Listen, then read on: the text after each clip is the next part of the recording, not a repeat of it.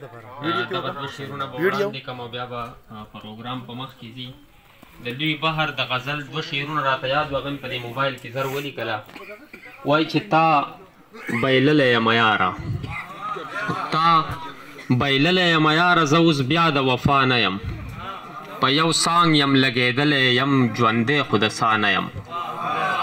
او تبسم د چا د شونډو دغه دوه خبرې وکړي، تبسم د چا د شونډو دغه دوه خبرې وکړي، او هم یې راز د مینې ووي، هم یې ووي چې ستا نه یم.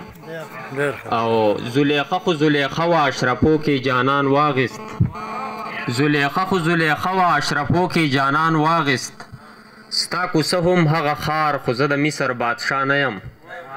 او آخري شعر دی پکې چې یو کونجکه مې په خپو ده، یو تعویز مې دی په غاړه، یو کونجکه مې په خپو ده، یو تعویز مې دی په غاړه، د کارغه نارو ته ناست یم، خو بیا هم زه د چا نه یم. او مقطع داسې ده چې هغه ناز چې ورله راوړي او هغه راز چې پکې پټ کړي، هغه ناز چې ورله راوړي او هغه راز چې پکې پټ کړي، زه قربان هغسې کومه خو د هغې ژړا نه یم. ډېره مننه.